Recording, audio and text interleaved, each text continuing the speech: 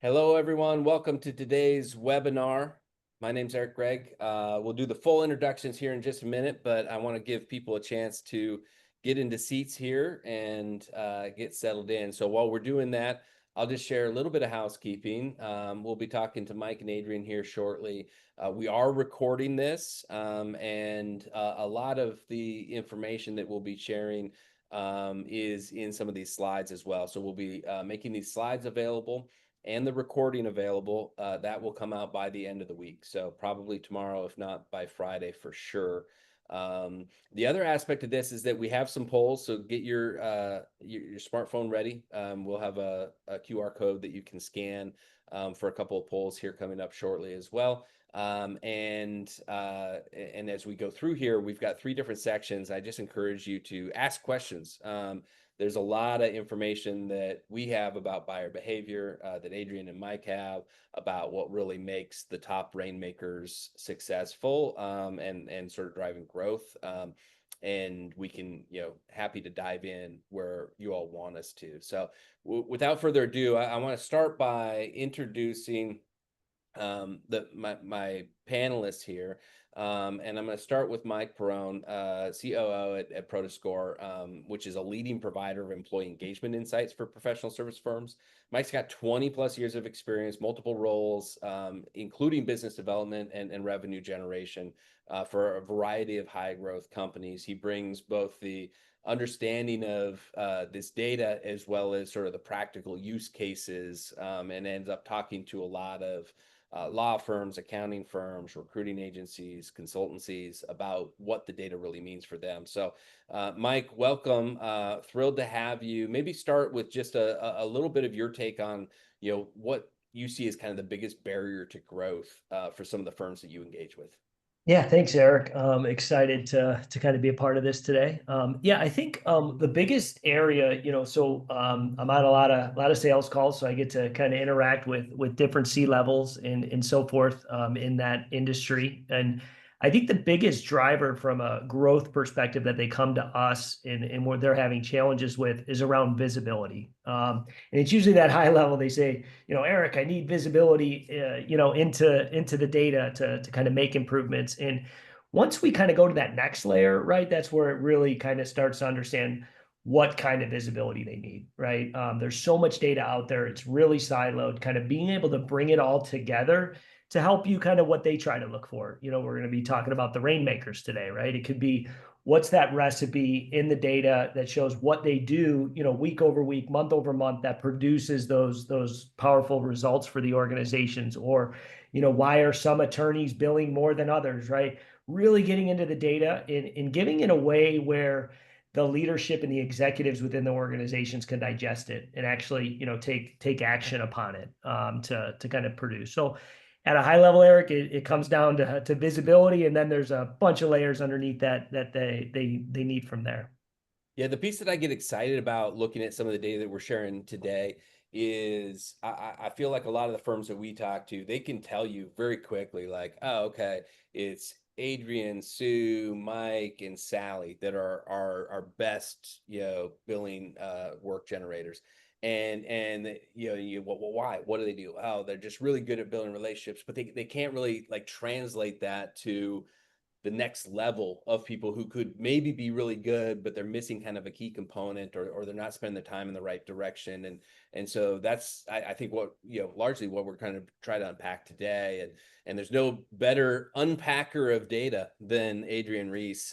He's a seasoned data scientist working on his PhD from Claremont Graduate University. When he's not doing that, he is geeking out in the Prodoscore data. And he'll share some of the insights that are coming from there too. I love kind of putting your brain on some of these problems, Adrian, and you end up in a lot of these conversations too, as well as looking in the data sets. What do you see in the data that you see as kind of being the biggest barrier to growth for a lot of the firms? Yeah, thank you for having me, Eric, and thank you for the warm introduction. So from a data perspective, what we tend to see, in my mind, one of the biggest barriers to growth are actually the leaders. The leaders able to engage their people in meaningful ways, where when people are able to perform at their best, it's usually because they're provided with feedback. So leaders not having that data to provide feedback tends to be one of those biggest barriers to growth. A lot of times when you do present leaders with the data that they need to make decisions, they're able to look at the data and actually determine what decisions to make. So I feel that feedback mechanism is really one of the big hindrances, specifically for leadership. Yeah. Yeah, I see that all the time as well, where we find ourselves in a spot where we're, creating as many issues as we're solving. So let's go ahead and do this. If you do the QR code, I just did it on my phone here, you can actually see this. And the first poll question that we wanted to get from the audience is, what do you see as the biggest barriers to revenue growth at your firm? And you can put these in order, not enough time spent on business development, not enough expansion, not enough leads on new accounts. And you can see that this, is kind of, already kind of leaning towards some of the information here, but we'll give people a chance to kind of add to that as well. And as we go through here, what I like to see, some of it is time, but I like to see that number 4 is not coming up as high on this. Macroeconomic conditions in the markets are, certainly a little bit of a headwind for some of the industries on this call, but most of it is not that key component on there as well. So looks like not enough time spent on business development, not enough expansion of existing customers and clients, and not enough leads on new accounts. I'll talk a little bit about that expansion, the cross-selling piece. We did an analysis for a top 10 accounting firm, and what we found was that when we looked at their total, new billing, it was about 5 times as much new billing came from existing accounts as it did from brand new accounts in the first year of work. And so we want to make sure that we're kind of turning this lens, and we talk about the best Rainmakers. In this audience, a lot of that is expansion and cross-selling opportunities within existing accounts and clients. So what are we looking at? Well, what do buyers and clients really want? What do top Rainmakers do differently? And how can we engage these top performers to avoid churn? So we wanted to start a little bit by sharing some of the buyer trends that we've seen in this place. And thankfully, this was not one of the top poll responses, but it is important to understand that all of our clients and all of our buyers are operating in a world that is far more uncertain today than it was even 100 days ago. And this is a look at some data that Stanford and Northwestern professors pull. It was initially pulled by the Federal Reserve in St. Louis, and they look at about 2,000 media outlets, and they look at the mentions around economic policy and uncertainty and terms related to that. And what we see here is that the current state is really at kind of a high point historically, over 5 times higher than 2024, 3 times higher than even 100 days ago. And we look at the last time that we had this level of uncertainty was, early days in the pandemic and leading up to that. But if you look at the 6 months sort of from the start of the pandemic, the first 6 months of the pandemic, we're about 2.2 times higher than that as well. Now, hopefully that'll come back down, but it does change how our buyers buy, and it puts a fine point on things like de-risking the decision of not only using your firm, but also the work that's being done. We have to be really, really clear as to the value that we're creating or the compliance that we're helping them with, and kind of how we uniquely position that.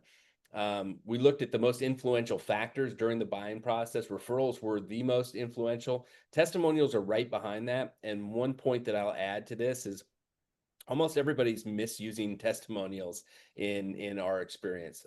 They're pulling out the same general 3 or 4 testimonials, and they try to put, a company name that is really recognizable in their region, or an individual that they think is going to be influential. And in the research that we've done, what we've seen is that testimonials are most impactful if they're within the industry of the person that's reading them, and if you have 10 or more. And so if you're able to go in, for example, and you're selling to a light manufacturing company, and you're able to go in and share, hey, here are, 10 testimonials from other manufacturing companies that we work with that love us. That's way more impactful than the generic handful of testimonials. If you can go one step further and you can say, hey, I know we're talking to you about doing some audit work. We just thought we would share with you. Here's, a dozen testimonials from other manufacturers where we've done their audit work, and this is what they've said about working with us. That is really, really impactful, right? Because you're de-risking that decision. The more evidence that you can show that clients that you've served that are exactly like the person that you're talking to have had great experiences working with you, the better. And the other place that I would just encourage you is on the testimonial side, utilize those within your cross-selling and your upselling as well. Those are really key, capabilities to have on a part of this. The next thing I want to really encourage you from the data is we see a lot of firms spending time down in the base of the triangle. And I'll show you the top two levels here in just a minute. But they spend a lot of time showing and showcasing through thought leadership and through in their professionals and social media posts and all the different ways. They show you how good they are at the technical thing that they're doing.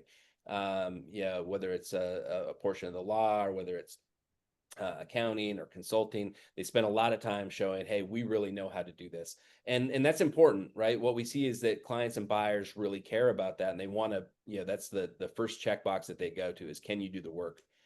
The second thing is, okay, if I'm going to pay this money, do I get added benefit from the fact that they work with a bunch of people like me?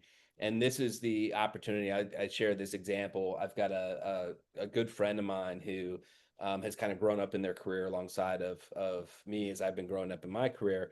And she, got her CPA, started to build out a book of business. And what she found was like, oh, I really enjoy working, we're in Portland, Oregon. And so she's like, I really enjoy working with the craft brewing industry. And it's a big industry in Portland. And so she got a kind of a little bit of a niche. And then she just went full in on it. And she said, look, that's what I'm in. And every bit of business development that she does, every bit of the work that she does, and now she has to have a team to support her on this, is around that. She speaks at their industry conferences. She is the go-to if you're a craft brewery or a distillery. She knows more about your business than anybody else you could talk to on the finance side. And so she gets a tremendous amount of business nationwide because of her place in that. So my point there being is that the next thing people are trying to answer is, hey, do they know us, right? Do they know our unique challenges? And then the third piece of that is like, do they deliver? And that's where we bring in, that online reputation matters, but that's where those testimonials, all the things that really kind of de-risk that matter quite a bit. And so, you've got a huge advantage. If you're cross-selling, upselling, you've already got a huge advantage. You just have to take advantage of that piece of it. And when we do that well, right, what we find is that people are actually willing to pay a little bit more. This is one of my favorite survey questions that we asked. We said, look, which would you choose, firm A or firm B? And, firm A is right within the costs of what your budget was. And firm B is 10% more, but they've got, 4.6 star rating, 12 plus testimonials from people just like you. And what we saw is almost 2/3 actually chose to pay above what they just told us was their absolute top of their budget, if they could de-risk that decision by seeing that you were actually going to be more likely to be able to deliver on what that is. When we really look at this, after costs, like reduction in costs is the first thing, and everybody kind of says that, and we get the question all the time, like, oh, we had a handful of people on our survey that said that they want us to reduce costs, and I kind of say, like, look, we all would love that, and if that's the only thing that they're saying, then don't worry about it, right? I would love to go into Ruth's Chris Steakhouse and get a steak and pay what I pay for a burger at McDonald's, as long as the steak quality didn't change. But of course it would, right? And so don't lead into the cost if you don't need to. But right below that, better understanding our needs, improving technology are two areas that a lot of professional service firms can really strive to go deeper. And it kind of plays on that specialization that I was talking about as well. So other aspect that we want to look at here, and I think that this is a really good checklist, right? When you're meeting with a prospect on a potential piece of work that the firm might do, whether it's brand new to you or whether you're already doing work with that client, you need to kind of have this checkbox of like every time you meet with them, did you make them smarter, better, more equipped to either make the decision or to move forward, whether they move forward with you or not? Did you share with them something that they might share with someone else that was impactful enough that they could do that? And then ideally, is there some kind of fear of missing out that we created with this interaction, right? Where they think, oh man, it'd be nice to be able to work with that firm. I really think they could add a lot of value. I think it'd be a good, experience and so on and so forth. So let's talk a little bit about some of this data. Mike, I'll start with you. We'll be getting into the employee data here shortly, and what you found, is some of the differences between the top performers and the rest. But as you look at this section, what I shared with you, what stands out for you in terms of the buyer behavior that you feel like maybe growth leaders overlook? Yeah, I think, speaking from a growth leader perspective and kind of running those teams, what resonated the most, I think, is when you talked about kind of the testimonials and then, kind of the industry specialization with different use cases. And I'd say from a growth leader perspective, to put yourself in a really strong position on those type of meetings with prospects or your current customers, what I have found sometimes that those top performers maybe struggle with, or those growth individuals, would be the preparation that it takes for those. If you will just spend 30 minutes, 45 minutes before that big meeting or that client meeting, and you prepare yourself with the right testimonial data, the right industry specialization. There's always use cases and stories within an organization that'll put you in a position to, what customer, what your data shows, right? Testimonials, use cases, industry specialized stories. It really is just the preparation for that meeting that you'll convert at such a higher rate, right? And sometimes as leaders, we're so worried about the meeting, but maybe did we not do the proper preparation, right? Versus just helping your rainmaker on that meeting, or helping one of your business developers on that meeting, versus helping them prior to the meeting to put themselves in a really good spot to be able to convert on those. Yeah, and I think in a lot of these cases, the folks on the call today are, that they're sort of managing this business development process, and they're bringing in the expertise from the firm when they need it. And so it's even more important there, right? That we bring the people up to speed so that everybody going into that call knows right away some places where we can add value. Yeah, if you properly prepare, usually it goes the way you want it to go. Yeah, Yeah, yeah, so. absolutely. Absolutely. Adrian, you get to look at all sorts of data to make sense of what it's telling us. And you also get to see people ignore that data a lot. So why do you think it's so difficult for us to change our thinking based on new data and situations? Yeah, in my mind, it comes down to two elements, specifically cognitive biasing and specifically psychological inertia.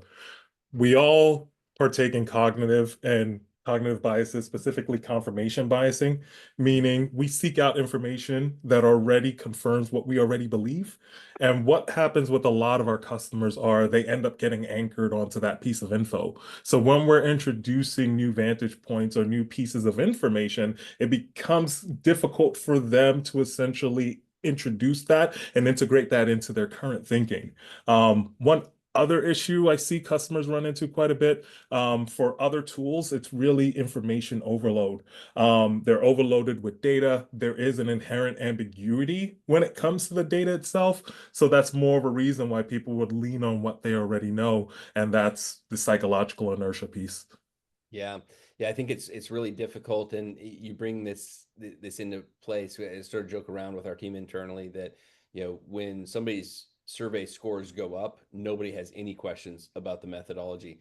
But if they go down, then everybody, well, wait a second. Did we ask the same people at the same time? You have this list, and we probably should be asking those questions both times as we go through there. But to your point, we get into this mode where it's a key element of that as well. So we have an opportunity now to go to the next poll question for the audience. What's the number one attribute of a successful business developer? We've already got some responses in here. They build relationships for the long term. They diligently follow a business development framework. They're extremely efficient with their time.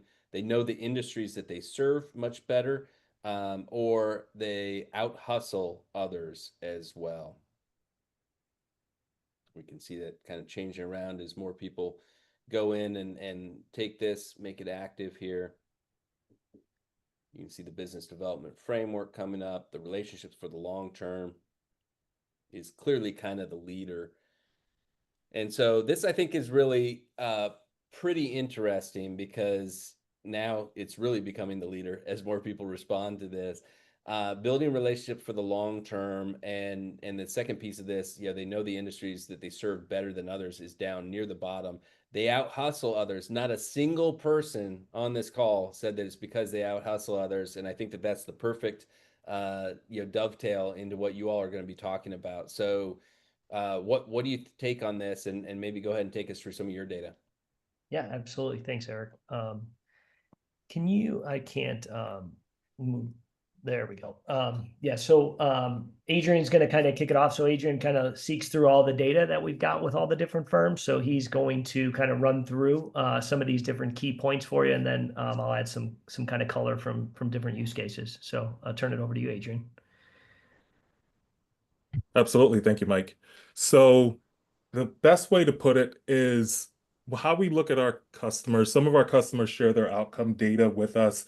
And for those that don't have the data points explicitly, we work with them to categorize a certain segment of their organization into what they call A, B, and C players.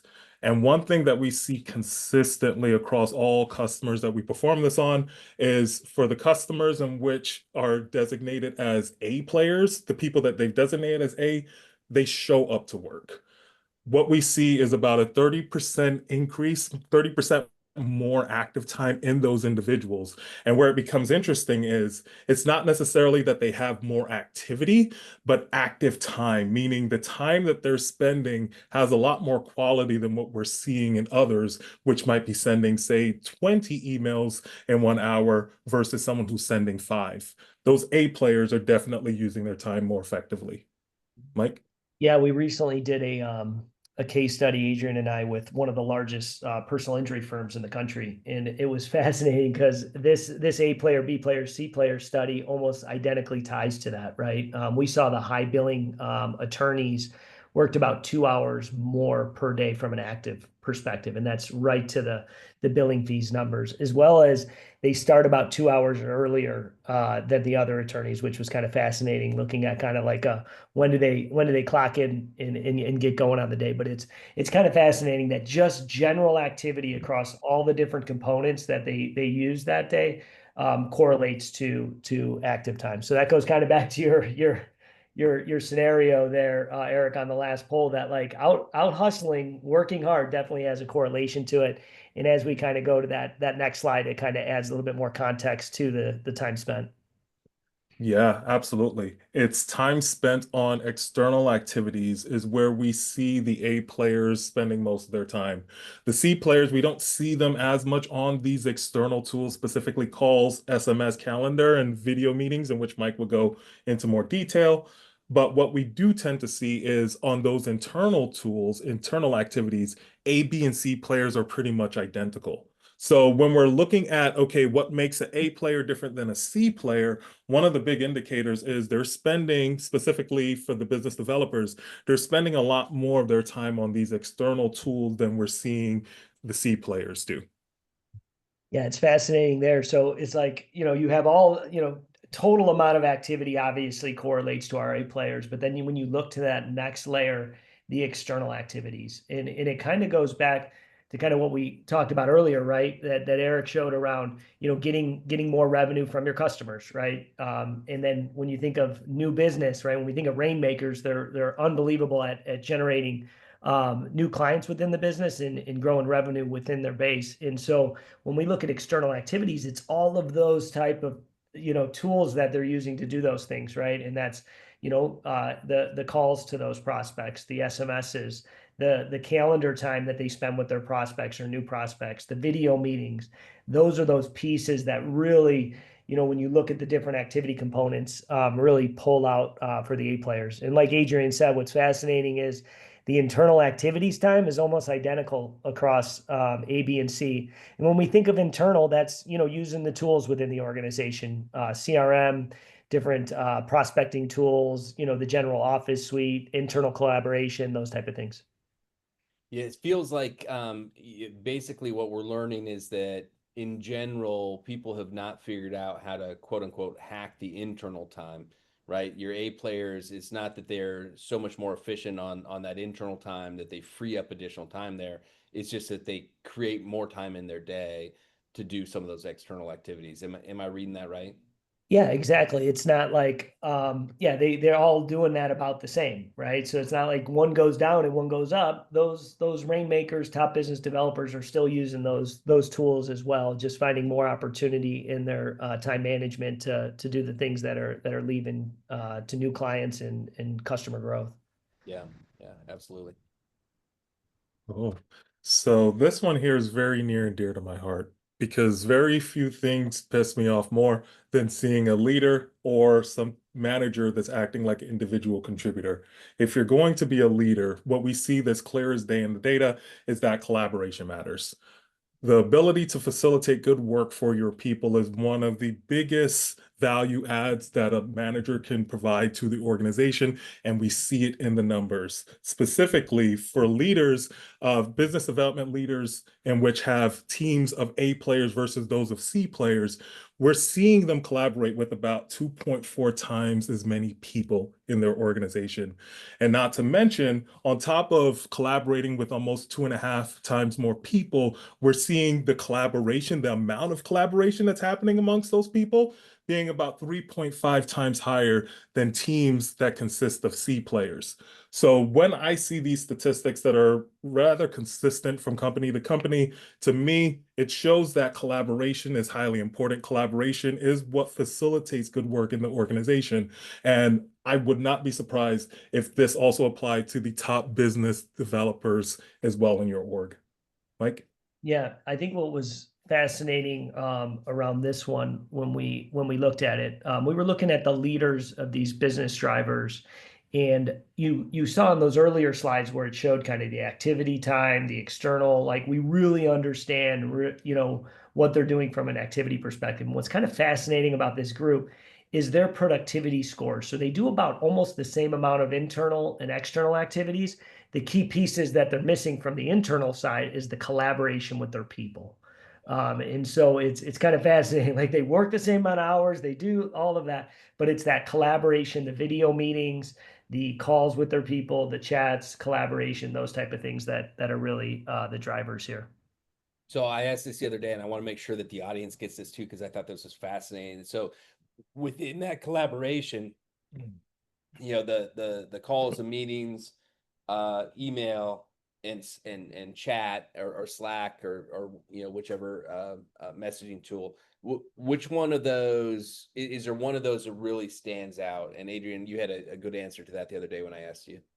Yeah, absolutely. So you just named the three modalities in which we study collaboration. So it's how people are emailing, how people are collaborating in voice and video meetings like the one we're in now, and also how they're chatting with one another. And what's really interesting is specifically when we're looking at chats for the leaders, that was where we saw the biggest difference in collaboration, where those leaders that were actually engaging with their team members more, their team members in aggregate were actually performing better on these outcomes, specifically the quota metrics that were shared with us. We didn't see necessarily that more collaboration on voice and video was a predictive variable at all, and email is still inconclusive. With email, we're capturing data from who the email was sent to, also the CC and BCC. So the data set's quite larger, and this is a new avenue that we've been going into. So I will follow up with you, Eric, once we have results. Yeah, I think that the thing that really stands out to me is just to me that says like, okay, that's the equivalent of in office, somebody that's right at their desk and they can answer questions, they can coach, they can, give feedback, they can remove block and really for anybody that's knowledge work or not in the same physical space, that's happening via chat now, right? In a way that Absolutely. Yeah, okay. that instant kind of interaction collaboration for sure. Yeah. So the last poll that I wanted to kind of share with this group is to get, in your opinion, where do you think people are the most productive? And you can add in, whatever you think on this as well. So we can see it shaking out here as people continue to take that poll. Hybrid, either working in office, depends on the person, or working remotely. It's not a good sign for those working remotely. Nobody is thinking that they're more productive, that people are more productive working remotely. So it's also an interesting backdrop for where you all are. We'll give maybe 5 or 10 more seconds here for any additional ones to add in their poll. But it looks like most people either think hybrid or working in office. Some say depends on the person, and some that say depends on the person would be you guys. So Yeah. share that detail. Yeah, absolutely. So there is quite a bit of heterogeneity amongst people, but we do find that in general, the hybrid form does work best. But when you dive down into it, it really does depend on the person and it's not the place. So, for instance, when we're considering the A and the C players, the A player, whether they're in office or whether they're remote, we do see differences in utilization of tools, but their productivity scores are pretty much equivalent. So they're using tools slightly differently when in office versus remote, but their productivity scores are pretty identical. But when we're looking at our C players, that's where it gets really interesting because pretty much most customers, what I tend to see when they give us their A, B, and C players, those C players always have a lower score when they're remote. But what's really interesting is when you dive into the data, I find that a lot of those people, you'll see their meeting times are pretty much the same as when they were in office versus when they're remote, but you don't see any other activity. So what we're working on is seeing, hey, are these people essentially just showing up for meetings and then disappearing for the rest of the day because there's no visibility into what they're doing, or is there something else going on here? Mike? Yeah, no, this one's kind of fascinating. Kind of like how we kicked off the meeting, Eric, of like, visibility. This I would say 75% of the time comes up. It's still a live topic after COVID. Of you've got a lot of executives that are like, we need everyone back in the office, right? Like that's how they're going to get their kind of accountability, is everyone back in the office. And then you've got a lot of really good top business developers, rainmakers that love the flexibility of working remote, right? And so they want that flexibility, right?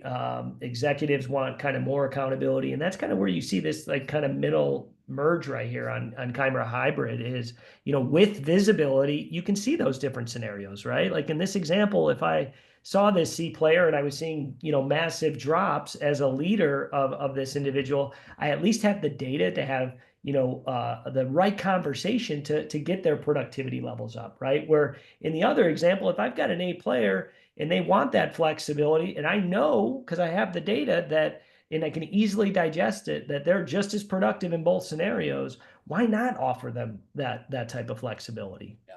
So Yeah. Yeah, I think that this one was kind of an eye opener to me, and there's something for everybody in here, right? For those that say, "Oh, we're better in the office," well, nobody has all A players, right? And so maybe collectively there is some evidence for that. For those that are like, "Look, I am an A player, and I am productive out." You've got some good data there for them as well. One of the questions I have on this too is actually the same question that somebody just put into the Q&A tab, which is what do you see as trends around hybrid or work from home? Mike, you talked a little bit about executives bringing more people back to the office. What are some of the trends, and what are some of the things that you would have people thinking about as they kind of set up their in office versus hybrid policy? yeah, I'll let Adrian take this one. He's done tons of different studies on, his 4-1, 3-2, right? He's got a lot to unpack on this one. Yeah, I definitely find that leaders are very interested in this data, and specifically, they're very interested for those that do have a hybrid policy. Should I bring my people back into the office? So we have a report where we actually look at the different levels of hybridness, meaning everywhere from a 1-4 to a 4-1. And what we tend to see is, in general, the 3-2 is the best balance, meaning having people come into the office 3 days a week, but giving them 2 days remote. One day that I would say is a freebie is Fridays. In general, across all industries, Fridays tend to be the least productive day and the least active day. And if you're going to choose a second day, I would say Monday, unless you have a sales team. If you do have some type of externally facing sales team, I would then choose either Tuesday or Wednesday, because Monday does tend to be one of their most productive days. Yeah. So unpacking that a little bit further, what you're basically telling us is that, look, your productivity is, dependent a little bit on the person in office versus remote, except for Fridays when everybody's a C player. Is that fair?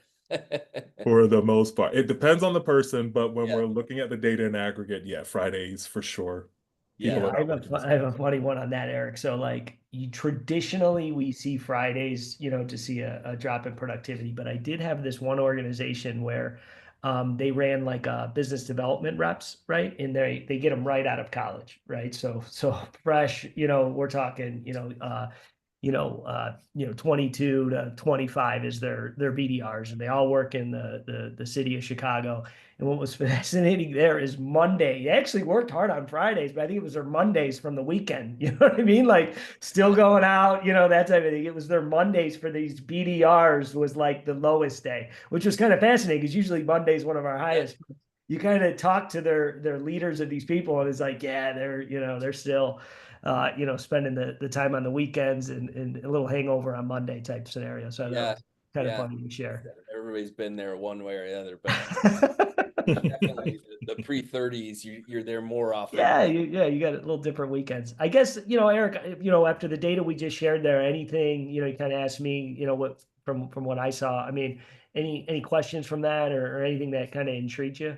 Yeah, I think the collaboration stuff, Adrian, that you talked through is, a lot of these are like, we look at these and we know, okay, like 20%, 30%, that's critical. But when you're talking about like 2x and 3x difference in that, I mean, that's not just like a little bit more there for your people. That is like a fundamental shift in mindset from I'm here to support them a little bit, and then I do my own things, to like my primary goal is to support them and remove obstacles, and anything else that I do is really secondary to that. So I thought that was that was really key. It, so help me. One question that I have on this, and actually, it looks like we have a question in the Q&A that's similar to this too. So for hopefully this will get at that question as well. But you know, when you're looking at the external hours being such a difference maker, it's not really that the Rainmakers are spending more time, is that they're just spending more time on the right things. Is that fair? Yeah, I think, that's always been a tough one, right? When you're dissecting these top individuals within your company, right?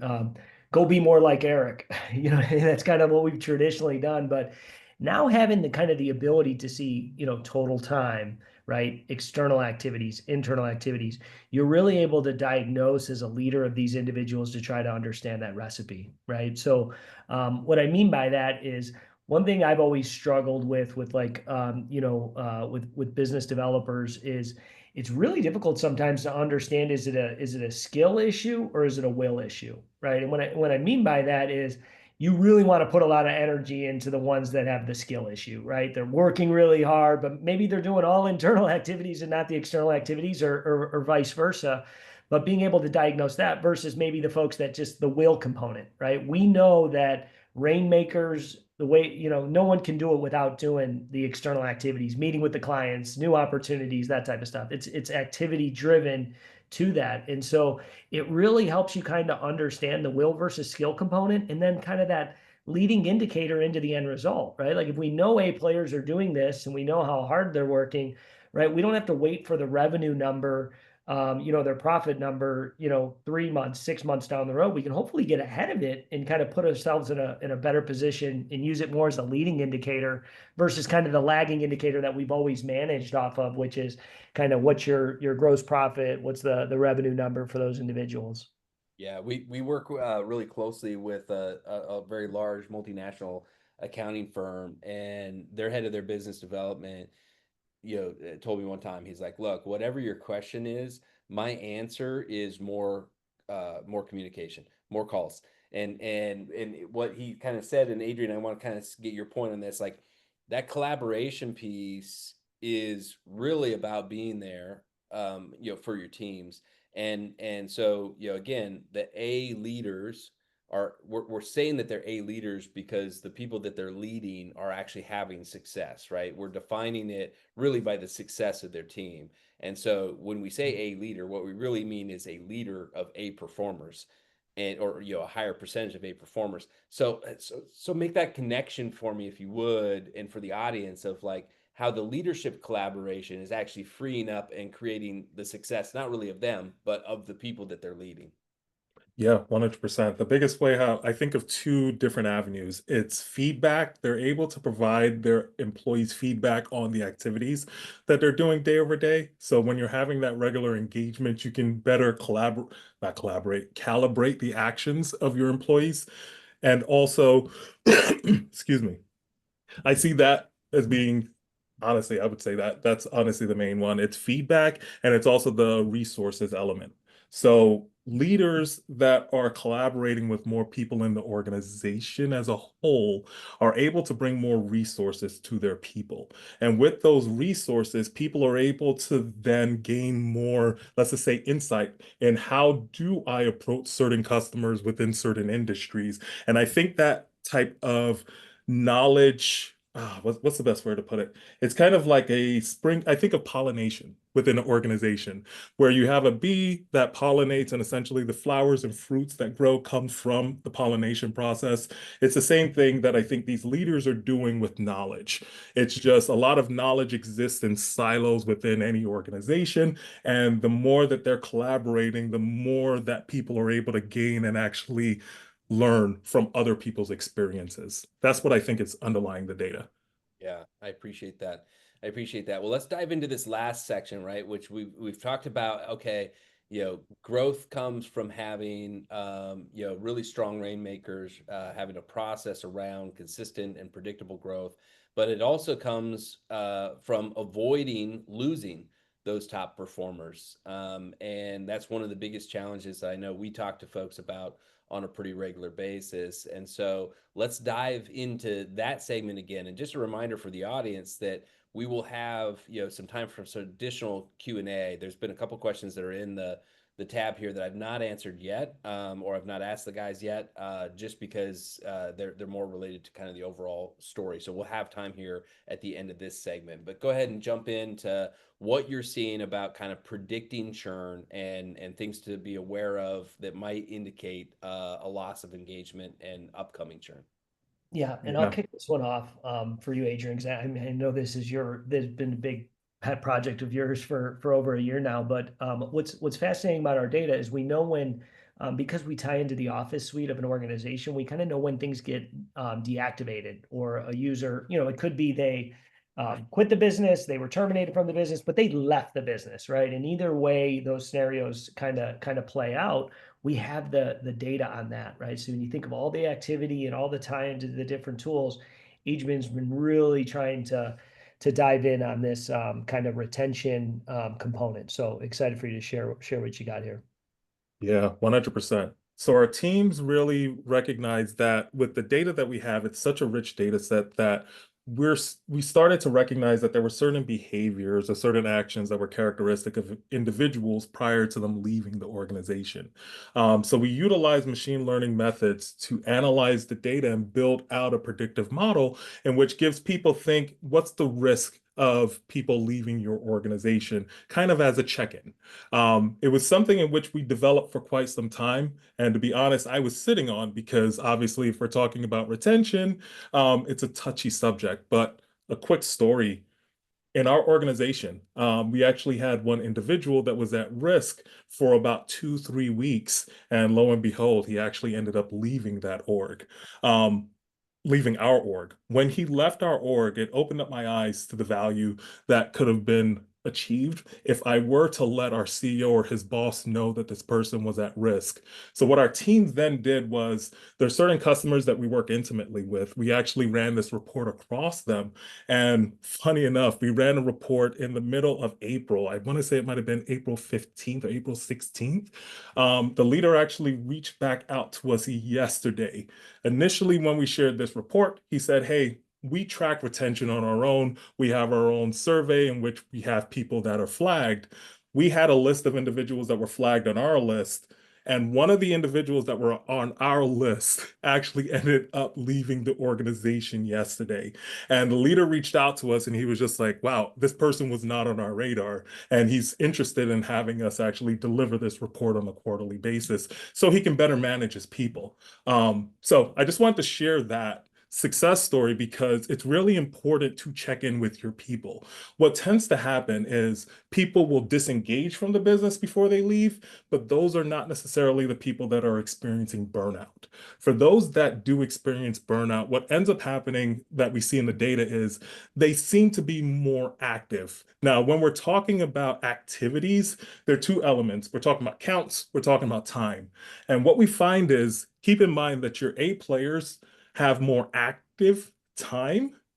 But when you're looking at your C players, we're seeing more activity in certain scenarios. Specifically, let's just say those individuals that are at risk of burnout.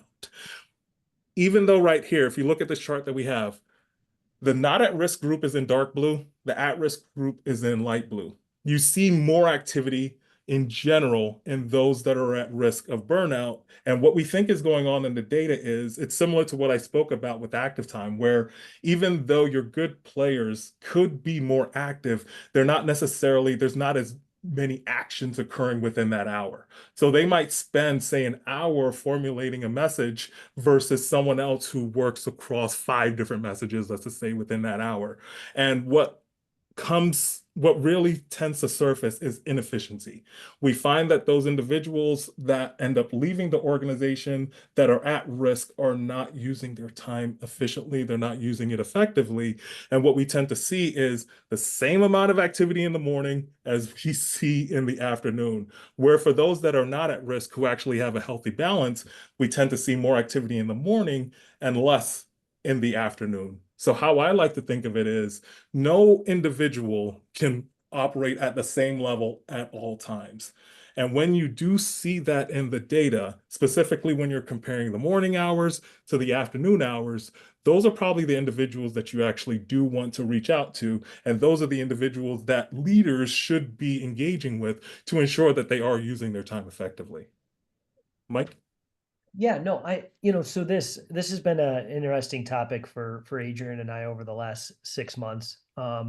When it comes to kind of this at risk, not at risk, and the more we thought about it, and because that individual that he describes was on my team that we lost within the organization that was on the report, and I think to myself, like, what would be, if I provided you, Eric, within your organization, 5 people at risk, what's the worst thing you're going to do? You're going to set up a meeting with them and probably have a great coaching conversation, which we just talked about. Like, engagement and collaboration is probably the most important thing. You're not going to, you're just going to check in with them, right? If you do find one that maybe is frustrated, hopefully you can save them. But what's the worst thing that happens if they weren't at risk, right? Is that you just had a great coaching conversation, you checked in with the employee, and it's a win-win in both scenarios. So as we've been digesting this and as we've been talking about it, it's kind of fascinating from that side. Yeah, I think one of the pieces of counseling I guess I give the audience on this too is that how you have that conversation probably matters a lot, right? We think about this as like we suggest people following up with survey feedback. And Yeah. if you follow up with survey feedback, you say, "Hey, I just got your survey and I saw that you rated us a 4 out of 10. What's going on there? I thought we did a great job for you." Well, now you've immediately got a defensive kind of digging in, right? And I would suspect that there's some nuance in how you talk to employees when you see them starting to maybe disengage or starting to burn out, right? Any guidance, I guess, that you would give in terms of how to make that the most positive coaching experience for the employee that you can? Yeah, I think, and that's where we see it a lot is the burnout component, right? That's a little bit difficult to see because we have no kind of result on that, right? Because usually a rainmaker or, top business developer person, right, they're going to still have their revenue numbers. Their lagging indicators still going to be strong, right? And that's like one of your worst scenarios is when you kind of lose that person if they tail off. But yeah, I think, you know what I mean, there the key component, I think, in that is just the check-in, right? I think it all will come out if they were at risk or if they were burning out. You're going to get that feedback in there. But like you said, it's not, you don't want it to be, confrontational at all. It's just a good, healthy check-in on their business. And the key is you have the visibility into the data, right? So if it showed that Eric was at risk and I go in to see kind of Eric's, patterns, I could see, Eric's, holy cow, he's working 12 hours a day, right? Like 5 days in a row. And what's interesting about the data is like the trend on that data, right? Like let's say I was your boss, Eric, for the last 12 months, and I see that you consistently put 10 hours in every day. You check in at 8, you go to, you go, what, to 5 or 6, and you power through all the way, right? And that's your kind of metric, that's your cadence, you're healthy on it, you've been with us forever. But let's say I see that dip on that trend, right? I see you start to go up to 12 hours, or I see you go the other direction where you go down to 8 hours. It really kind of gives you that kind of pulse to have the data and the feedback to have it as an effective coaching conversation. Yeah, that makes perfect sense. Um, I want to make sure that we leave a little bit of time for for the Q&A here. So I want you guys to walk through this one, and then I've got a couple questions from the audience that I want to make sure that we get to. Yeah. Yeah, absolutely. I would say the biggest lesson to learn from this slide here is do not overload your managers, do not overload your leaders, meaning we look at the number of direct reports that any leader has, and ideally you want your leaders to reach out to their direct reports at least weekly. What we notice is that for managers that have more than 6 direct reports, in general, there's going to be at least one person on that team at minimum that they do not reach out to weekly. And that disengagement we've noticed has led to higher churn rates. Something else that we've also seen is for those organizations that have more levels of bureaucracy, so more levels of management, we're assuming that the employees feeling less engaged, less connected to the organization, and also in those two factors, managers with a lot of direct reports, along with high levels of bureaucracy, it does not help your attrition numbers. Yeah. Mike? Yeah, no, I just think this is always an interesting data point that's always been very challenging to pinpoint from an executive level, right? Is how many direct reports? Do we do team leads to help support the managers to give them more feedback? But again, collaboration is that big component. We showed that, the people driving the top rainmakers, the top business developers are the ones that have the bandwidth to collaborate with their people, right? So kind of looking at that metric. But this is always a pretty good one, right? When it comes to if you're over 6 in that scenario where you're at 12 direct reports for a leader, the churn goes through the roof from that perspective. Yeah. So I want to make sure that we can kind of get to the overall audience questions here. And Adrian, the first one's for you. And the question is, if A players tend to work more hours, but people that work more hours tend to burn out, are we likely to burn out our A players? And Adrian, maybe you can kind of speak to that a little bit. Yeah, 100%. I would not say necessarily that working more hours leads to the burnout. It's more so what they're doing within that time. So Eric, apologies. Do you mind going back a few slides? I just want to have that prop in front. Yeah, so this one right here. So think of the dark blue as being the A players that have a good balance, and the light blue as being the A players that do not. What we're noticing is, keep in mind that we're averaging A players as a whole. We do see more active time, but when we're diving into that active time, what we're noticing is for those, keep in mind active time versus count.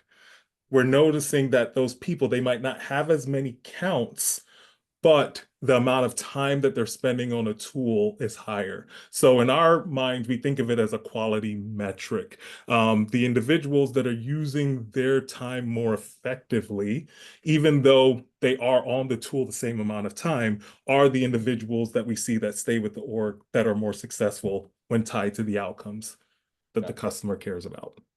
Gotcha. Mike, maybe you can hand this next one here. You shared that A players are similarly productive in the office or remote. If a firm is largely remote, what are some things that can help make those B players not turn into C players?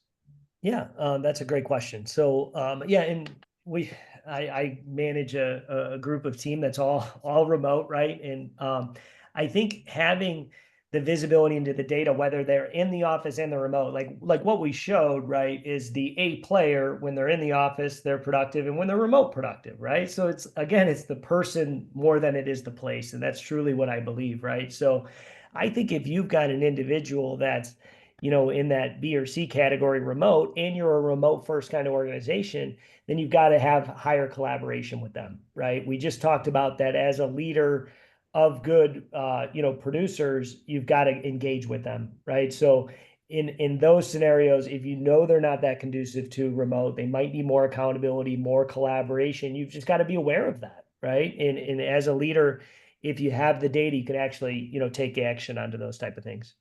Yeah, yeah, no, I like that. I think that that's a really good point there as well. And I also think that helping your remote employees, we are largely remote as well, and finding ways to tie those remote employees into bigger goals. What we've seen work really well for us is having some shared team goals and having some shared organizational level goals where people are not wanting to let down their team. They're not wanting to Yeah. be the reason why the team doesn't achieve their goal. And so if you can kind of align some of those things, that puts a little bit of indirect peer pressure on those that maybe would have a tendency to get distracted and become C players, and keep them in that kind of square to B, and hopefully even into the A camp there as well. Um, Absolutely. so I want to be cognizant of everybody's time. So let's just close out here with one or two takeaways that you think that the audience should really have from the overall piece. Right? We shared a lot of data. Adrian's already told us that people are naturally inclined to not change based on data because of this. What if you could get them to really pay attention to one thing? What would it be? Mike, we'll start with you, and then Adrian, and then I'll finish up real quick. Yeah, I think, one thing we didn't hit on, we've talked a lot about like kind of leaders and how they can use the data to help, kind of grow their business. But one thing we're seeing more and more is the end users engage in the platform, right? And so what we see a lot there is like self-awareness, right? So, we've always gone from, I've got the data up here, right? Executives, bring it down to the frontline managers, bring it to the employee to try to coach them.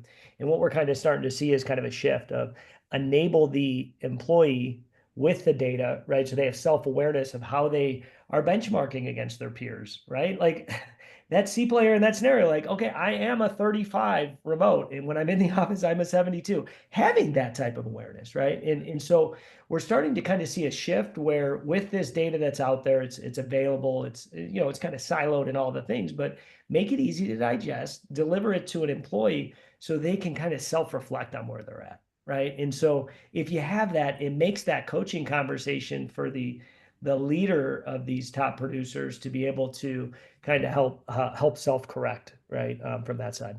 Yeah, I like that. Shared sort of set of data is very helpful in those coaching conversations. Yeah, yeah, Adrian, what would you say? 100%. Yeah, 100%. I would say always remember that your good employees want to be great. And facilitating that great work or facilitating their growth is extremely important for any organization, especially in any type of uncertain time. You want to ensure that your people are operating optimally and at their best, and always hold your leaders to the standard of you are in charge of bringing out the best in the people that you lead. Yeah, yeah, I like that. I think that last thing that I would say on this topic is at the end of the day, how we spend our time really matters, and being able to, put some guide rails around that in a way that is useful for those that are really, tasked with helping the firm grow, whether that be, following up on cross-selling opportunities, expansion opportunities, or brand new accounts and clients. And so just really helping to focus in that time and that effort, I think is a really important step for most firms, and one that doesn't probably get the attention that it deserves. So I appreciate everybody being on the call today. Mike, Adrian, thank you so much for sharing Thank you. the data that you all have and the insights that you have. And thank you to our audience for the great questions, the great engagement, and sitting through and indulging as we talk through some of this and geek out a little bit with you. So thank you, everybody. Have an entire great rest of the day. We'll follow up with the recording and the deck as well. And if you have any questions, please do reach out to any of the three of us. Thank you. Thanks, everyone. Thank you.